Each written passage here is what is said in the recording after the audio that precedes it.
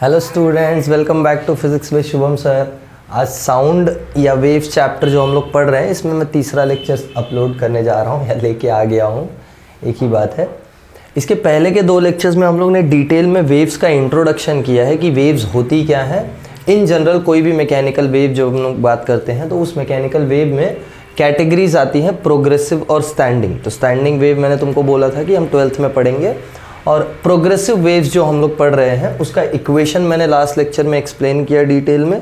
Equation हमने detail में समझा कि इक्वेशन में एक एक टर्म क्या है, जिसे तुमको याद हो तो इक्वेशन हम लोग को मिला y is equals to a sine omega t minus K X. और ये इक्वेशन तब वैलिड है जब वेव पॉजिटिव x डायरेक्शन में जा रहा हो। वहीं पे एक और इक्वेशन हम लोग ने देखा, y is equals to a sine omega t plus K X. ये इक्वेशन तब वैलिड है जब वेव नेगेटिव एक्स में जा रहा होता है, ठीक है। तो ये दो इक्वेशंस हम लोग ने देखे थे, देखने को तो 4-5 देखे हमने, कोई प्रॉब्लम नहीं है उसमें, बट ये मेजर इक्वेशंस जो थे जो पॉजिटिव एक्स और नेगेटिव एक्स के लिए थे, ये हम लोग ने देखा था। और ये कैसे आया है ये बहुत डिटेल में एक्सप्लेन किया है, तो ज़रा देख लो वो वीडियो तो अच्छे से समझ में आएगा, वरना कोई प्रॉब्लम नहीं है। आज जो लेक्चर स्टार्ट करने जा रहे हैं हम लोग, इस लेक्चर से तुम्हारा साउंड का टॉपिक स्टार्ट होने वाला है। तो जो 11th HSC वाले बच्चे हैं और जो 11th CBSE वाले बच्चे हैं जिनको साउंड पढ़ना है, वो साउंड यहाँ से स्टार्ट हो रहा है 3rd लेक्चर से। तो वेव्स तुम्हारे HSC में भी दिया हुआ है साउंड चैप्टर में ही, और CBSE में भी वेव चैप्टर में तो वेव्स है ही। तो कोई अलग चीज़ मैंने आउट ऑफ द टॉपिक नहीं पढ़ाया है, वो सब तुम्हारे टॉपिक का ही पढ़ाया है पहला दोनों लेक्चर। आज हम लोग साउंड से रिलेटेड बात करेंगे, बट ओके ये गाड़ी को जाने दो फिर मैं बात करता हूँ, ठीक है। सो साउंड से रिलेटेड बात करेंगे। देखो, साउंड से रिलेटेड बात करने के पहले हमको स्पीड ऑफ प्रोग्रेसिव वेव्स पढ़ना पड़ेगा, या speed of progressive mechanical waves. हमको मैकेनिकल वेव्स के स्पीड के बारे में बात करना है। और मैकेनिकल वेव्स में दो तरह की वेव्स हैं प्रोग्रेसिव में, ऑफ कोर्स ट्रांसवर्स और लॉन्गिट्यूडनल। तो ट्रांसवर्स वेव में जो हम लोग बात करते हैं पहला वाला, that is transverse wave, waves of speed of a transverse wave. तो हमने जो अब तक सिलेबस में ट्रांसवर्स वेव देखी है वो एक रस्सी होती है, रस्सी यहाँ से फिक्स्ड होती है, और इस रस्सी को हम लोग यहाँ से पकड़ के ऐसे मूव कराते हैं ऊपर नीचे, तो ये रस्सी एक इस तरह की वेव बनाती है ना। ये हमारे लिए ट्रांसवर्स वेव है। यहाँ फॉर्म होता है क्रस्ट, यहाँ फॉर्म होता है ट्रफ, यहाँ फॉर्म होता है क्रस्ट, यहाँ फॉर्म होता है ट्रफ, वगैरह वगैरह। ये distance between two successive crust, इसको हम वेवलेंथ बोलते हैं, या distance eight which the wave starts repeating itself, इसको हम वेवलेंथ बोलते हैं, ठीक है। और इसमें जितना टाइम लगता है उसको हम एक टाइम पीरियड बोलते हैं, वगैरह वगैरह। तो इन जनरल किसी भी वेव का जो स्पीड है वो तो दिया जाता है इस फॉर्मूले से, v is equals to F lambda, where F is frequency of the wave and lambda is wavelength of the wave. तो ये हमने पढ़ा है लेक्चर में, कोई नई बात नहीं है।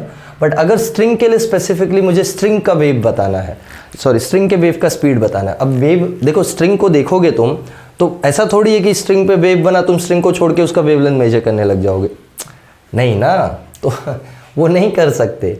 तो क्या करना है हमको कुछ ऐसे पैरामीटर्स में स्पीड का फॉर्मूला निकालना है जो पहले से नोन हो स्ट्रिंग के लिए। वेव बनने के बाद वेवलेंथ दिखाई पड़ेगा, फ्रीक्वेंसी दिखाई पड़ेगा, समझा क्या। तो वो वेव जब बनी हुई है उस टाइम पे मेजर नहीं किया जा सकता है ना। तो ऐसे केसेस में हम लोग कुछ ऐसे टर्म्स में वेव वेलोसिटी का फॉर्मूला निकालेंगे जो पहले से नोन होते हैं। जैसे फॉर एग्जांपल स्ट्रिंग में जो टेंशन है, स्ट्रिंग में जो टेंशन है, तो फॉर्मूला जो है speed of a transverse wave on a string.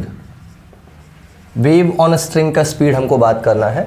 तो ये जो वेव ऑन अ स्ट्रिंग है, it is given by under root T by M. ये फॉर्मूला का डेरिवेशन तुमको नहीं है, डोंट वरी, पर मैं तुमको हिंट दे दूंगा कि क्यों ये फॉर्मूला ऐसा आता ही है। जिसमें टी क्या है, टी है टेंशन इन द स्ट्रिंग। देखो टेंशन लिख दिया टेंशन मत लो, tension in the string, okay. And m होता है mass per unit length of the string, या इसको बोलते हैं लीनियर मास डेंसिटी। दो टर्म्स हैं स्मॉल m के लिए, ध्यान देना, लीनियर मास डेंसिटी या मास पर यूनिट लेंथ, ठीक है।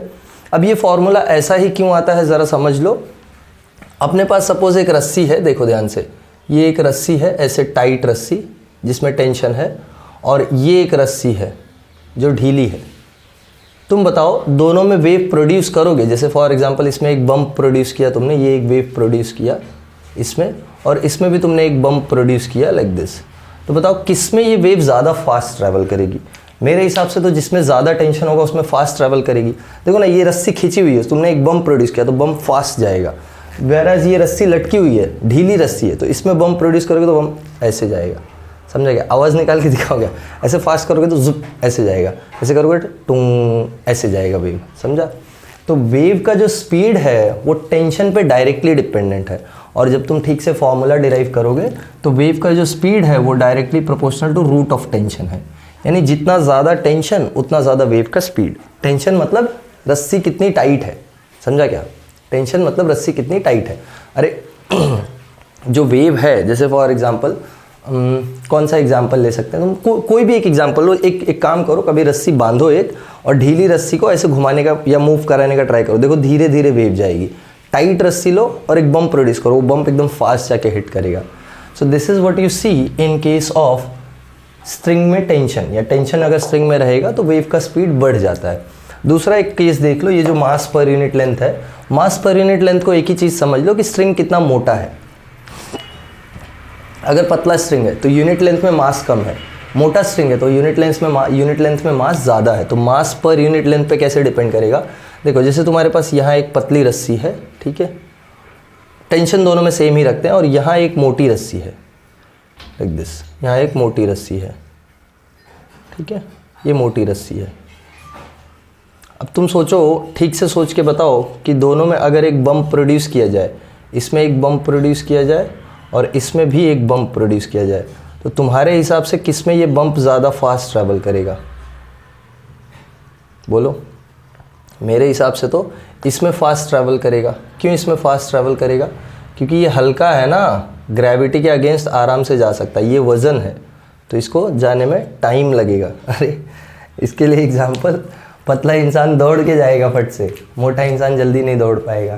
That's what, I am not body shaming और anything, I am just giving you a general example, day to day life example, ठीक है, फाइन। तो क्लियरली दिखाई पड़ रहा है कि जब मास पर यूनिट लेंथ कम होगा तो स्पीड ज़्यादा होगी, और मास पर यूनिट लेंथ ज़्यादा होगा तो स्पीड कम होगी। यानी यहाँ से जब तुम डिराइव करोगे तो you will get speed being inversely proportional to mass per unit length. और इसी को सिंप्लीफाई करके किसी तरह से हम डिराइव कर लेते हैं कि speed is equals to root T by M. ये वेव ऑन अ स्ट्रिंग का फॉर्मूला है, ध्यान से समझ लो, जिसमें टी टेंशन है, M mass per unit length है। ट्रांसवर्स वेव में स्पीड के लिए तुमको यही है, इससे ज़्यादा और कुछ नहीं है स्पीड के लिए। इस पे स्ट्रेट फॉरवर्ड न्यूमेरिकल्स मिल जाएंगे तुमको, टेंशन दिया होगा, मास दिया होगा, वगैरह वगैरह। ये फॉर्मूला तुम आगे भी यूज़ करोगे। वेव्स चैप्टर जो पढ़ रहे हैं, जो एनसीईआरटी वाले बच्चे हैं, तुम आगे जब स्टैंडिंग वेव्स पढ़ोगे तो वहाँ सोनोमीटर के लिए ये फॉर्मूला यूज़ करोगे। और एचएससी वाले जब तुम 12th में सुपरपोजिशन ऑफ वेव्स चैप्टर पढ़ोगे तो वहाँ जब स्टेशनरी वेव्स पढ़ोगे तो वहाँ सोनोमीटर के लिए ये फॉर्मूला यूज़ करोगे, समझा? तो परेशान मत हो, ये फॉर्मूला बार बार यूज़ होगा। जहाँ भी स्ट्रिंग आएगा ना, जहाँ पे भी स्ट्रिंग आएगा, स्ट्रिंग वाइब्रेट होगा या जहाँ पे भी स्ट्रिंग पे वेव बनेगी, वहाँ ये फॉर्मूला यूज़ हो जाएगा, क्योंकि ये वेव ऑन अ स्ट्रिंग का स्पीड का फॉर्मूला है, समझा? तो वेव ऑन अ स्ट्रिंग कहाँ कहाँ हो सकता है? अरे गिटार में हो सकता है, सोनोमीटर में हो सकता है, सितार में हो सकता है, जहाँ पे भी स्ट्रिंग्स है, जहाँ पे भी स्ट्रिंग्स इन्वॉल्व है वहाँ ये फॉर्मूला तो लगना ही है, ठीक है। अगला जो है that is speed of longitudinal waves. अब देखो लॉन्गिट्यूडिनल वेव्स बहुत सारी हैं, जिसमें से सबसे बेस्ट एग्जाम्पल जो है वो है साउंड का। तो हम लोग साउंड के स्पीड का बात करेंगे। तो हम लोग क्लियरली बात करने जा रहे हैं स्पीड ऑफ साउंड, ठीक है। स्पीड ऑफ साउंड के लिए न्यूटन ने फॉर्मूला दिया था, सबसे पहले न्यूटन ने फॉर्मूला दिया था, उसके बाद करेक्शंस हुए फॉर्मूला में। तो न्यूटन्स फॉर्मूला देखो क्या है, Newton's formula is speed is equals to under root E by rho. जिसमें E क्या है, where E is modulus of elasticity. ये हमने mechanical properties of solids chapter किया है ना, उसमें मॉड्यूलस ऑफ इलास्टिसिटी अगर तुमको याद हो, स्ट्रेस अपॉन स्ट्रेन, तो ये E है मॉड्यूलस ऑफ इलास्टिसिटी और रो है डेंसिटी ऑफ द मीडियम। ठीक है, density of medium. Modulus of elasticity जितना ज़्यादा होगा स्पीड उतनी ज़्यादा होगी, और डेंसिटी जितना ज़्यादा होगा स्पीड उतनी कम होगी, वगैरह वगैरह। ठीक है, फाइन। तो यहाँ से क्लियरली समझ में आता है कि मॉड्यूलस ऑफ इलास्टिसिटी अलग अलग स्टेट्स ऑफ मैटर के लिए अलग अलग होता है। जैसे सॉलिड्स के लिए modulus of elasticity Young's modulus होता है, और लिक्विड्स और गैसेस के लिए बल्क मॉड्यूलस होता है। ठीक है, तो अगर मुझे यही यूज़ करके स्पीड ऑफ साउंड, अब यहाँ से इंपॉर्टेंट पार्ट स्टार्ट हो रहा है, ध्यान देना। अब अगर हम लोग speed of sound in air निकालना चाहें, speed of sound in air, तो न्यूटन ने इसके लिए क्या फॉर्मूला दिया, for air modulus of elasticity is equals to pressure. ये हमने गैसेस के लिए पढ़ा हुआ है। अगर वॉल्यूम में चेंज नहीं आ रहा है तो modulus of elasticity is pressure के इक्वल। तो यहाँ से स्पीड का फॉर्मूला बनता है √P by rho, where P is pressure of the air या प्रेशर ऑफ द गैस, जिसको हम एटमॉस्फेरिक प्रेशर लेते हैं, and rho is of course density. Atmospheric pressure का वैल्यू तुमको मालूम होना चाहिए 1.015 इंटू 10⁵ पास्कल। ठीक है, और डेंसिटी ऑफ एयर अगर तुम लोगे तो इट इज़ अराउंड 1.29 किलोग्राम पर मीटर क्यूब। तो ये दोनों वैल्यूज जब हम लोग सब्स्टिट्यूट करते हैं और स्पीड कैलकुलेट करते हैं, suppose for air pressure is 1 atm and density is 1.29 kg पर मीटर क्यूब। तो न्यूटन ने क्या किया, ये वैल्यूज़ यूज़ किए। अरे कहाँ से 1 atm आया मालूम है, नॉर्मल एटमॉस्फेरिक प्रेशर इतना ही होता है। This is 1.01 into 10⁵ pascal. काफ़ी डिस्टर्बेंस है आज। ओके, ठीक है। तो ये प्रेशर लिया न्यूटन ने और ये डेंसिटी लिया न्यूटन ने और इस फॉर्मूले में सब्स्टिट्यूट कर दिया। तो यहाँ से कैलकुलेशन के बाद जो स्पीड आई वो आई 279.9 मीटर पर सेकेंड। देखो ये स्पीड न्यूटन को मिली, न्यूटन ने ये अपना फॉर्मूला यूज़ किया और ये स्पीड कैलकुलेट किया for speed of sound in air, कि साउंड एयर में इतने स्पीड से ट्रैवल करता है। बट प्रॉब्लम क्या है, प्रॉब्लम ये है कि जब न्यूटन ने ये फॉर्मूला दिया तब तक स्पीड ऑफ साउंड मेजर हो चुका था, कैलकुलेट नहीं हुआ था। मतलब पेपर पे कैलकुलेशन के लिए फॉर्मूला नहीं था अपने पास, फॉर्मूला न्यूटन पहले दे रहा है, बट स्पीड ऑलरेडी मेजर हो चुका था। कैसे स्पीड मेजर हो चुका था, ऑफ कोर्स तुम ले लो कहीं से बुलेट फायर करो, उसका साउंड जितने टाइम में सुनाई पड़े, तुम वो टाइम और डिस्टेंस का यूज़ करके स्पीड निकाल सकते हो, तो कोई बड़ी बात नहीं है। तो स्पीड जो एक्चुअल स्पीड थी, वी एक्चुअल या वी मेजर्ड, ये अराउंड 330 मीटर पर सेकेंड थी। मतलब साउंड का स्पीड एयर में 330 मीटर पर सेकेंड मेजर हो चुका था, 340 मीटर पर सेकेंड। प्रॉब्लम क्या है, प्रॉब्लम यह है कि न्यूटन के फॉर्मूले से जो स्पीड आ रही है वो बहुत कम है। अब साउंड तो चेंज नहीं हो गया है, एयर तो चेंज नहीं हो गई है, मेजर करने के टाइम पे भी एयर वही है, फॉर्मूले में भी हम एयर का वही वैल्यू डाल रहे हैं या वही एयर डाल रहे हैं। तो प्रॉब्लम क्या है कि ये फॉर्मूला गलत होगा, ये फॉर्मूले में करेक्शन का ज़रूरत है। This formula is wrong. तो न्यूटन ने फॉर्मूला तो दिया बट फॉर्मूले में एक करेक्शन था। अब ये देखो करेक्शन में तुमको बताता हूँ किस डायरेक्शन में न्यूटन का करेक्शन, किस डायरेक्शन में न्यूटन गलत हुआ। न्यूटन ने ये जो सब किया ना, ये जो फॉर्मूला दिया, ये सब चीज़ें, Newton gave the formula considering the sound propagation. Sound का जो प्रोपोगेशन है उसको आइसोथर्मल कंसिडर किया न्यूटन ने। मतलब न्यूटन के हिसाब से जब साउंड चलता है मीडियम में तो मीडियम का टेम्परेचर चेंज नहीं होता है, ये न्यूटन का कंसिडरेशन था। न्यूटन ने कंसिडर किया, अज्यूम किया बोल सकते हो, कि जब साउंड मीडियम में ट्रैवल कर रहा है तो कोई टेम्परेचर चेंज नहीं आ रहा है मीडियम में, तो आइसोथर्मल कंडीशन के लिए न्यूटन ने ये फॉर्मूला दिया, उसकी वजह से स्पीड ये आई। वेयर एज ये जो स्पीड मिली है ये स्पीड कुछ और इंडिकेट कर रही है। मतलब क्या इंडिकेट कर रही है? इंडिकेट ये कर रही है कि जो प्रोपोगेशन है साउंड का वो आइसोथर्मल नहीं होना चाहिए। अगर आइसोथर्मल है तो इतना आना चाहिए, तो अगर इतना नहीं आ रहा है मतलब आइसोथर्मल नहीं है। तो यहीं पे एक करेक्शन आया जिसको बोलते हैं लैप्लासिस करेक्शन। मतलब साइमन पियर लैप्लास करके एक बंदा था जिसने करेक्शन किया। न्यूटन ने चीज़ों को ऊपर ऊपर से देखा और जो समझ में आया वो लिख दिया। समझ में आया मतलब ऑफ कोर्स न्यूटन ऐसे नहीं रैंडमली हाँ भाई चलो हवा दिख रही है, हाँ ये समझ में आ रही, नहीं, ऑफ कोर्स कैलकुलेशन किया। He had his physics so he used it, but the only problem was कि he looked the process as an isothermal process. That's the problem. उसने आइसोथर्मल देख लिया या उसने आइसोथर्मल समझ लिया, ये गलती थी न्यूटन की। तो उसके बाद लैप्लास करेक्शन क्या है वो देख लेते हैं हम लोग। स्पीड ऑफ साउंड बहुत इंपॉर्टेंट है, ध्यान देना। अभी हम लोग लैप्लास करेक्शन करके फॉर्मूला देखने जा रहे हैं। ये नोट डाउन कर लो। ये नोट डाउन किया ट्रांसवर्स वेव। चलो ट्रांसवर्स वेव का स्पीड नोट डाउन कर लिया होगा।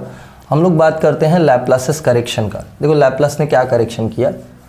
लैप्लास ने करेक्शन किया कि जो साउंड है वो आइसोथर्मल प्रोसेस से नहीं मूव हो रहा है या आइसोथर्मल प्रोसेस से नहीं प्रोपोगेट हो रहा है। Instead the process is adiabatic. Adiabatic क्या होता है मैं बता देता हूं यहां। लैप्लासिस करेक्शन,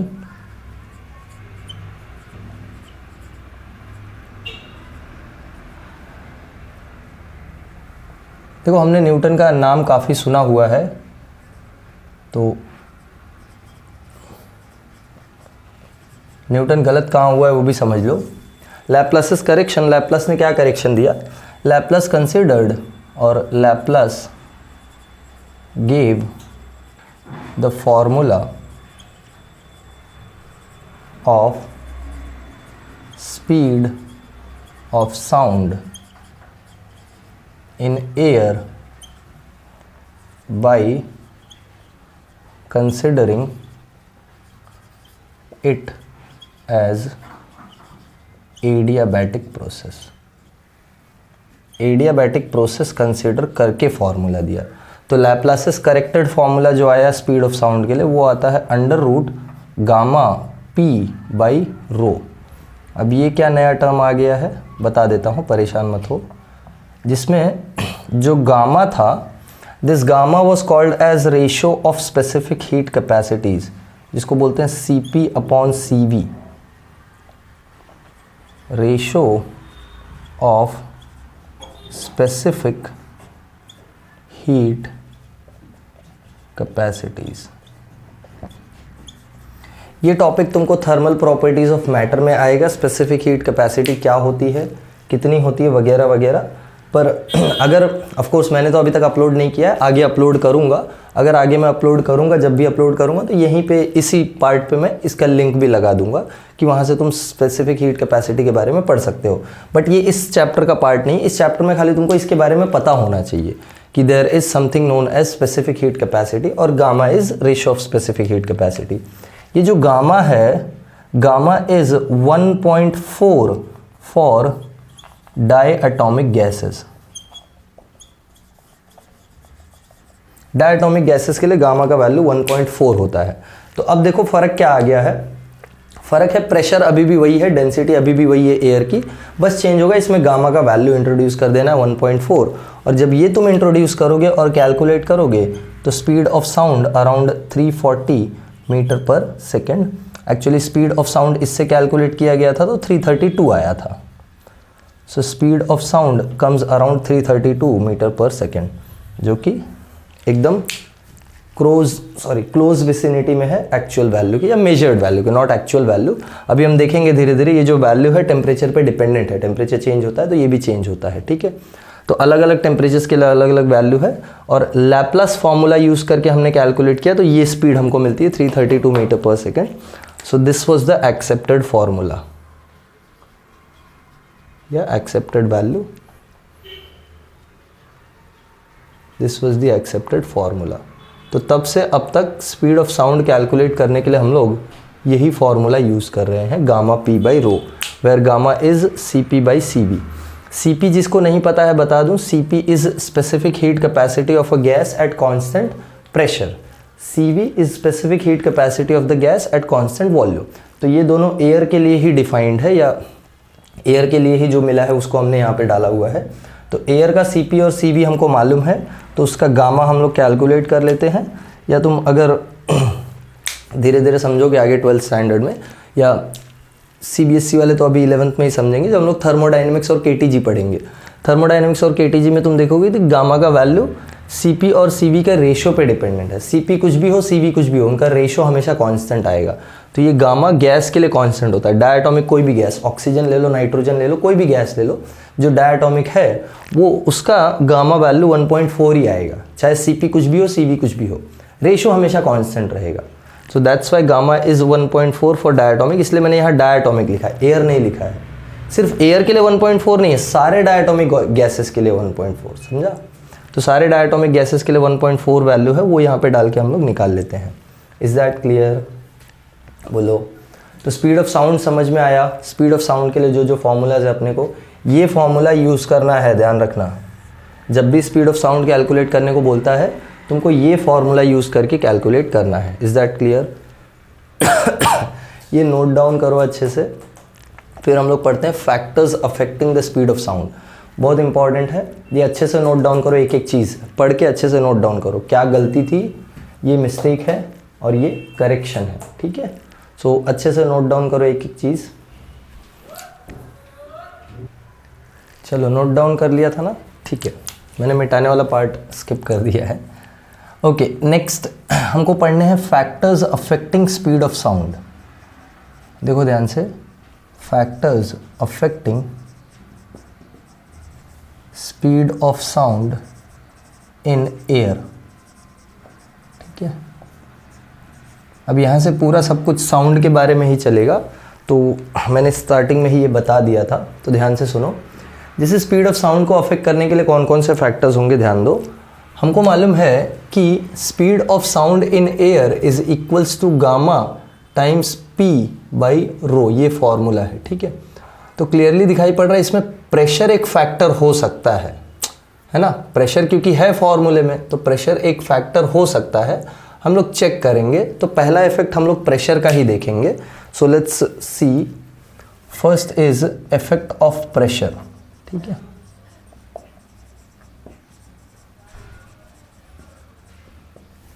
देखो, अगर मैं प्रेशर चेंज करता हूं तो कैसे स्पीड चेंज होगा, ये हमको समझना है। तो फॉर्मूला क्या है? Formula is under root gamma P by रो।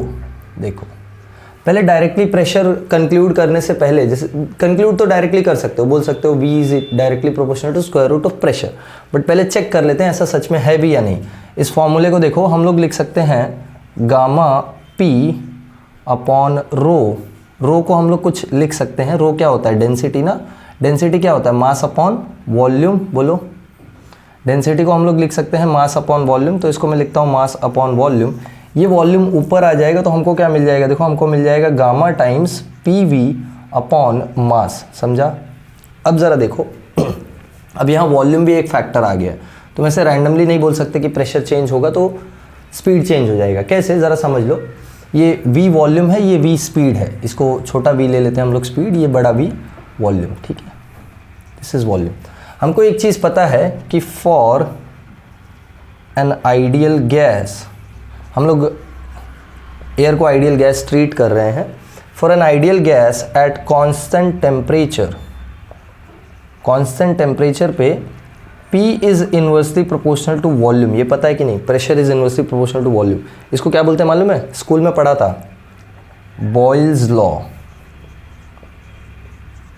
जिसने नहीं पढ़ा वो यहाँ सुन लो, केमिस्ट्री में पढ़ा होगा, कहीं तो पढ़ा होगा। इसको बोलते हैं बॉयल्स लॉ।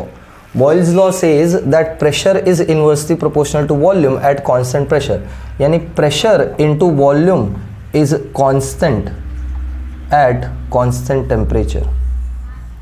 मतलब अगर टेम्परेचर चेंज नहीं हो रहा है तो प्रेशर और वॉल्यूम का प्रोडक्ट कांस्टेंट रहेगा।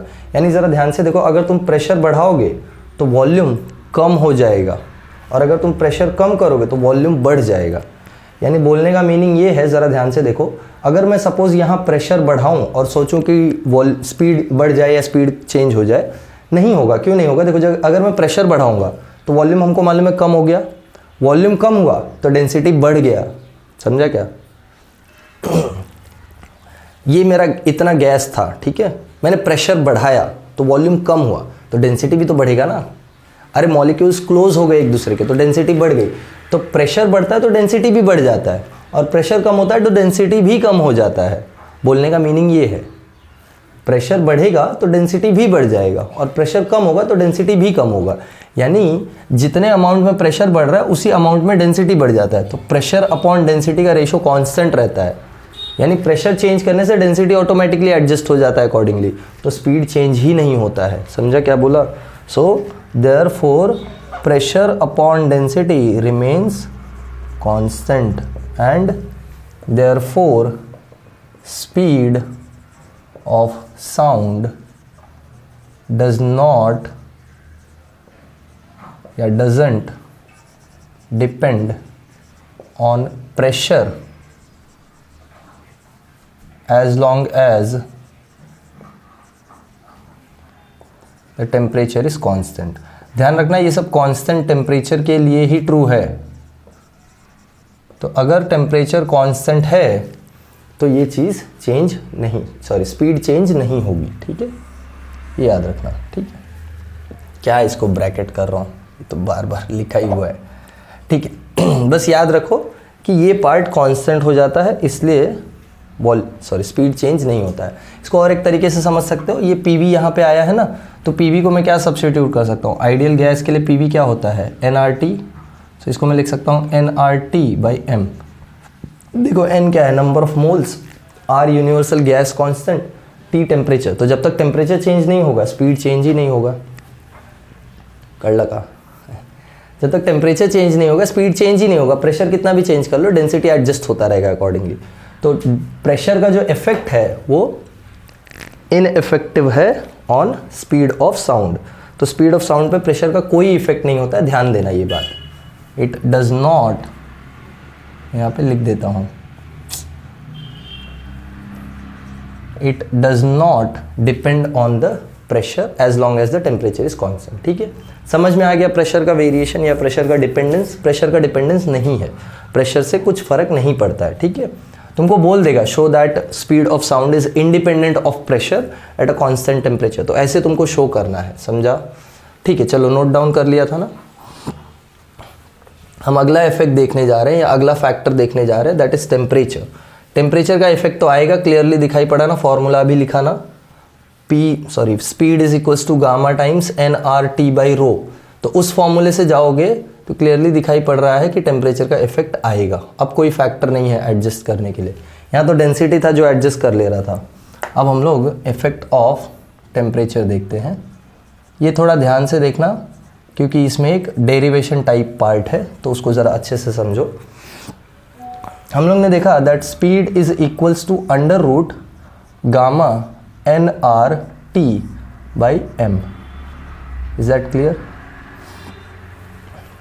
ठीक है, अगर मैं बोलूं for 1 mole m will be equals to molar mass, chemistry पढ़ा रहा हूं मैं, 1 मोल के लिए मास कितना हो जाएगा गैस का? मोलार मास हो जाएगा ना। तो यहाँ पे जो फॉर्मूला आ जाएगा स्पीड का, that would be under root gamma R T by M naught. अब देखो ये universal gas constant, gamma constant for diatomic gas, molar mass constant given gas का। अरे किसी भी कोई भी गैस उठा लो, ऑक्सीजन ले लो, उसका मोलार मास फिक्स्ड है। ऑक्सीजन का मोलार मास 32 ग्राम फिक्स्ड है, समझा क्या? तो मोलार मास फिक्स्ड होता है, कोई भी गैस ले लो तो मोलार मास एक कांस्टेंट, बचा टेम्परेचर। यानी यहाँ से क्लियरली दिखाई पड़ रहा है that V is directly proportional to under root of temperature. Is that clear? Is that clear और नॉट? बोलो। V is directly proportional to square root of temperature. यानी जब तुम टेम्परेचर बढ़ाओगे तो स्पीड बढ़ेगा, बस इतना बात याद रखो। अब इसके आगे का थोड़ा पार्ट है, ध्यान दो। Let the speed of sound eight T not which is 273 kelvin, जिसको हम 0 डिग्री सेल्सियस बोलते हैं, V नॉट। मतलब स्पीड 273 केल्विन पे, 273 केल्विन मतलब क्या हुआ? 0 डिग्री सेल्सियस। इसको STP बोलते हैं, स्टैंडर्ड टेम्परेचर प्रेशर। तो STP पे इसका स्पीड V नॉट है and speed at a temperature T which is equals to 273 plus some temperature। ध्यान दो, हमने 273 से T वैल्यू ज़्यादा बढ़ा दिया है, तो 273 प्लस T केल्विन, ये इस पे स्पीड हम लोग ले लेते हैं V, where this small t is change in temperature. Change बोलो या इसको हम राइज बोल देते हैं, rise in temperature. T degrees का राइज आया है, ठीक है, so this is our rise in temperature. तो अगर मैं रेशो लिखूं V बाई वी नॉट का, so therefore V by V naught, so this will be under root of T by T naught. बोलो समझा? अरे directly proportional to square root of temperature है ना, तो T टेम्परेचर पे speed है V, तो square root of T proportional हुआ, और T नॉट टेम्परेचर पे स्पीड है V नॉट, तो V naught will be square root of under root T naught, sorry square root of T naught. Okay, इनका values डालो। हमको मालूम है कैपिटल T कितना है, कैपिटल T है 273 plus T upon T naught कितना है 273। Is that clear? ठीक है, therefore V by V naught is equals to, ये 273 डिवाइड हो जाएगा, तो हमको क्या मिलेगा? देखो हमको मिलेगा 1 प्लस T बाई 273। समझा? बोलो यहाँ तक समझा या नहीं? समझा या नहीं? बोलो। ठीक है, so therefore V by V naught is equal to, ये 1/273 को मैं एक कांस्टेंट ले लेता हूँ, क्योंकि 1/273 ये कांस्टेंट ही होगा, है ना, कोई नई बात नहीं है, कांस्टेंट ही होगा। तो इसको मैं देखो कैसे लिखता हूँ, इसको मैं लिखता हूँ 1 plus alpha T raise to half. ऐसा क्यों लिखा है? क्योंकि इसका मेरे को एक्सपांशन करना है, ठीक है, इसका मेरे को एक्सपांशन करना और फॉर्मूला लिखना है। So this is 1 plus alpha T raise to half, ये मेरे को फॉर्मूला मिला है, और मुझे इसको एक्सपांड करना है, मुझे इसको एक्सपांड करके सॉल्व करना है, ठीक है। Let's see how we can solve it. तो हमको ये मिल गया है, मैं तुमको एक फॉर्मूला लिख देता हूँ। 1 plus X raise to half का जो एक्सपांशन है वो होता है 1 plus 1/2 X minus 1/8 X square plus 1/16 X cube minus 1/32 and so on. ये इन्फिनिट एक्सपांशन होता है, इसको बोलते हैं बाइनोमियल एक्सपांशन। ध्यान से समझ लो, इसको बोलते हैं बाइनोमियल एक्सपांशन, और ये तभी वैलिड है जब तुम्हारा ये जो पावर है वो लेस देन 1 हो, या ये जो तुम्हारा ये पार्ट है अल्फा या एक्स पार्ट, ये लेस देन 1 हो। जब ये लेस देन 1 होता है तब ये एक्सपांशन वैलिड होता है, ठीक है। This is valid when this power is less than 1। जब ये पावर लेस देन 1 होगा तभी ये चीज़ वैलिड होगी, ध्यान रखना। तो पावर लेस देन 1 के लिए ये एक्सपांशन का फॉर्मूला है। यहाँ से क्लियरली दिखाई पड़ रहा है अल्फ़ा जो है that is very very small. तो हम लोग ने x की जगह पे क्या लिया है, अल्फ़ा t लिया है ना, तो अल्फ़ा कितना है, अल्फ़ा है, यहाँ मैं लिख देता हूँ अल्फ़ा इज़ 1/273। तो देखो ना, अल्फ़ा 1/273 नहीं, 1 से बहुत छोटा है ना, तो 1 से जब बहुत छोटा है तो आगे उसके हायर पावर्स जब तुम देखोगे एक्स स्क्वायर एक्स क्यूब, ये तो बहुत ही ज़्यादा 1 से छोटे हो जाएंगे। अरे जैसे 0.01 का स्क्वायर कर लो तो ये कितना आ जाएगा बोलो। 0.01 को पहले तुम क्या लिख सकते हो, 10⁻⁻2 का स्क्वायर, ये 10⁻⁻4 आ जाएगा, यानी हो जाएगा 0.0001। समझा क्या? तो स्क्वायर करने पे नंबर और छोटा हो जाएगा, क्यूब करोगे तो 10⁻⁻6, यानी 0.01 का cube, this will B 0.000001, 6 digits पीछे। तो जितना तुम पावर बढ़ाते जाओगे उतना नंबर और जीरो की तरफ अप्रोच होता जाएगा, और ये तो 0.01 1/100 का आंसर है। तुम सोचो 1/273 और छोटा होगा, तो इसका पावर्स, हायर पावर्स जब तुम लोगे तो वो और ज़्यादा ही छोटा हो जाएगा। तो since alpha is much much smaller than 1, तो हायर पावर्स हम नेग्लेक्ट कर सकते हैं, समझा। So since alpha is much much less than 1, so higher powers of alpha can be neglected.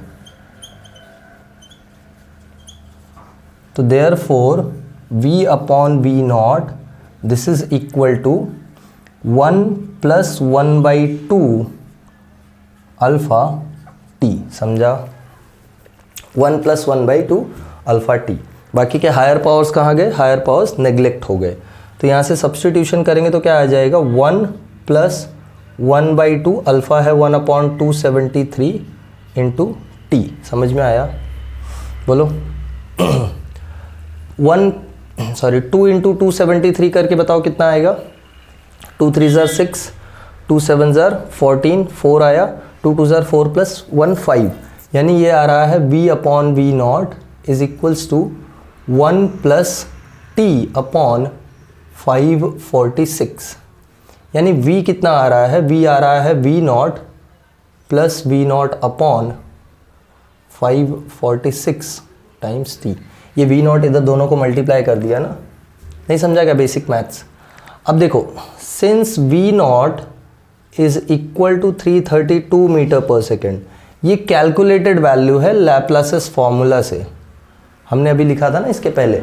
तो स्पीड जो लैप्लास ने कैलकुलेट की थी वो 0 डिग्री सेल्सियस पे कैलकुलेट की थी, इसलिए मैंने बोला ये वैल्यू टेम्परेचर पे डिपेंडेंट है। हमने जो रूम टेम्परेचर पे मेजर किया, देखो हम 0 डिग्री पे तो स्पीड मेजर कर नहीं रहे हैं, वहाँ से किसी ने पिस्टल फायर किया और यहाँ हम सुन रहे हैं। 0 डिग्री पे ये सब नहीं हो रहा है, ये सब होगा किधर? सराउंडिंग टेम्परेचर पे, नॉर्मल टेम्परेचर प्रेशर पे, 20 डिग्री पे, 25 डिग्री पे, राइट?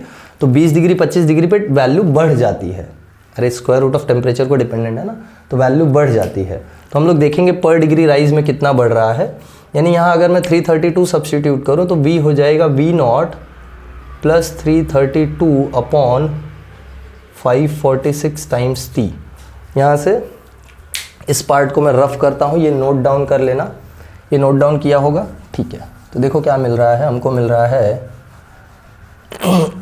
हमको मिलता है V = V0। इसको सॉल्व कर लो। V = V0, या मार्कर चेंज हो गया तो भूल मत जाओ, सर नया कुछ पढ़ाने लगे, वही पढ़ा रहा हूँ। V = V0 प्लस इसको जब तुम डिवाइड करोगे तो तुमको मिलेगा 0.61, तो तुमको मिलता है 0.61 टाइम्स T। यार आज सारी गाड़ियाँ यहीं से जाएंगी। देखो V = V0 + 0.61 T, यानी for every degree Celsius rise in temperature, speed of sound increases by 0.61 metre per second. मतलब अगर 1 डिग्री का राइज होता है, देखो ध्यान से, ये V0 किस पे है? 0 डिग्री सेल्सियस पे है ना? तो अगर T को मैं 1 डिग्री सेल्सियस ले लूँ, ध्यान दो, if T is 1 degree Celsius, 1 degree का राइज हुआ है, तो स्पीड देखो क्या आ जाएगी? स्पीड आ जाएगी V0 + 0.61 टाइम्स 1। V0 की वैल्यू है 332 + 0.61, यानी आ गया 332.61 मीटर पर सेकेंड। समझा? यानी 1 डिग्री पे जो स्पीड ऑफ साउंड होगा वो 332.61 होगा। वैसे 2 डिग्री के लिए निकाल लो। If T is 2 degree Celsius then V will be 332 + 0.61 into 2। 0.61 into 2 करो, कितना आएगा बोलो? 2 1 ज़ार 2, 2 6 ज़ार 12, यानी 1.22, यानी 332 + 1.22, यानी ये आ गया 333.22 मीटर पर सेकेंड। तो देखो स्पीड ऑफ साउंड कैसे बढ़ रहा है। 1 डिग्री टेम्परेचर में राइज आ रहा है तो स्पीड ऑफ साउंड बढ़ रहा है 0.61 के अमाउंट से। 1 डिग्री राइज इन टेम्परेचर से स्पीड बढ़ता है 0.61 मीटर पर सेकेंड से। तो 2 डिग्री से 2 टाइम्स 0.61, 3 डिग्री से 3 टाइम्स 0.61, 4 डिग्री से 4.061, 4 टाइम्स 0.61 एंड सो ऑन। और ये सब कब चलता है, कब तक चलता है? This is valid till T is equals to 50 degree Celsius, या बोल सकते हो T is less than equal to 50 degree Celsius. यानी 50 डिग्री टेम्परेचर तक के राइज के लिए ये फॉर्मूला वैलिड होता है, और 50 डिग्री के बाद ये फॉर्मूला वैलिड नहीं होता है। ध्यान देना ये बात, ठीक है? 50 डिग्री तक ये फॉर्मूला वैलिड है, 50 डिग्री के बाद ये फॉर्मूला वैलिड नहीं होता है। 50 डिग्री के बाद क्या होता है? तो 50 डिग्री के बाद 11th पास हो जाओ तब देखते हैं।